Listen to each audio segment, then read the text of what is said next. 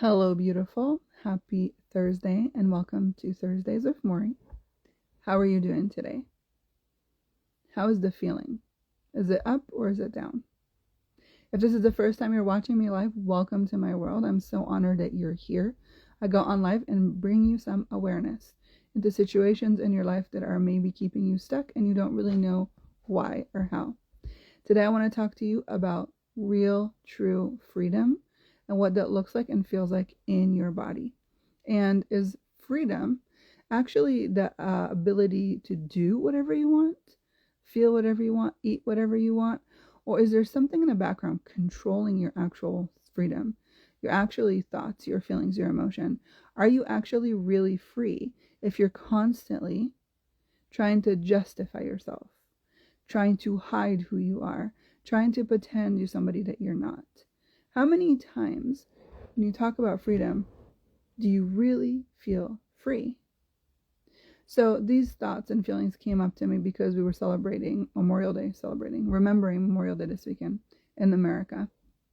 But this goes a little bit further than that, because what I was really tapping into is how many of us, even if we can buy the things that we want and eat whatever we want and go wherever we want, how many of us are actually doing it with true alignment with who we are and what we really desire? So what do I mean by that? I was listening to a conversation. I forget the name of the guy. His name is Eric, and he was talking to his friend, and his friend was telling him, I hate going on diets because I feel like my freedom is taken away from me. Like, you're going to tell me what I can eat or what I cannot eat, and that feels very confining. And he said to him, okay, I get that. That's totally valid. But go the other direction. Can you be at a party and see all this food and all these desserts and not take a dessert? Is that also an option? Or, be at an office and somebody brings a box of donuts. Can you also not eat the donut? Or is that something that you feel like you cannot resist? Because if you can absolutely not resist it, and it controls you, is that also freedom? And so when I listened to that conversation, it really brought this awareness up to me of like, how many times we do things, choose things, because we think we should, or we can't resist it, so we just do it, or we're doing it to show somebody else that we can do it. How many times does it actually work with our true alignment? And so I feel like this is where healing work is really a key, because we really dissect what it is, those limiting beliefs that are holding you back. For example, if you were one of those kids and your mom was like, you don't get off the table until you eat your whole plate because they're starving kids in Africa, then you'll have this belief in you that you can never leave a plate with food on it, because that's what you've been trained and that's what you do.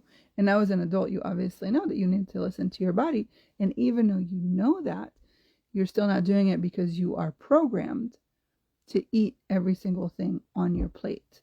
So even if you want to eat less, your body is programmed not to do it. Your brain is programmed not to do it. And so it's not until we clear those beliefs that we set ourselves free and give ourselves choice. It's the same with trauma. If we experience trauma in our body, for example, sexual trauma, when we were little kids or in our teenage years, something happened that was really traumatic to us. We kind of shut down, we close down. Then we grow up and we want to have this loving relationship. We want to have intimacy. We want to have closeness. But there's a part of us that's closed, and every time our partner reaches to touch us, we flinch, we shut down. Even though we really love this person, we really want to be with them, we really want to support them, even though maybe we do want to be touched, our body responds on automatic. That's not freedom, that's a trauma response. And so why is healing work so transformational? Because we really find the root core of the problem of what it is that is sticking you and preventing you from being in total freedom. See, I've been doing this work for 18 years now with other people, but on myself since I was my, teen years after the trauma I experienced. And what really set me free was the ability to notice when I'm choosing from a place that isn't in alignment with me, which means I go out with my friends, everybody's ordering drinks. I order a drink too because that's what they're doing. Do I really want a drink? I don't know. I'm not even asking my body that. That's out of alignment, right? If I was in my body and I was strong and aware of my power, I would ask my body, do you want a drink? No? Cool. Don't have it. That's me staying in my power and not giving my power to others. Okay? Again, freedom. What I realized for me, this work has given me most of anything, freedom. Freedom to be myself. And when I'm not being myself, to be very aware of it. Right? So even with my kids, if I lose it one day, maybe I'm overwhelmed and I'm tired and stressed from all the things that are going on in my life, and I end up lashing out on my kid, I can come back and tell them, I'm really sorry. That wasn't me. Okay? I did that. I did those actions, but it wasn't from my true alignment. That's not the mom I want to be for you. I'm sorry for losing my patience. I'm sorry for giving into my emotions. Right? It's not the person I want to be. That's not who I am. And then being aware, okay, what actually triggered me here? Why did I lose myself at this moment? So when I go back in time, hopefully I won't do it again and I learn from it. That's the key. I feel like with healing, we just evolve over and over and over again, becoming a better version of who we came here to be, striving for total freedom.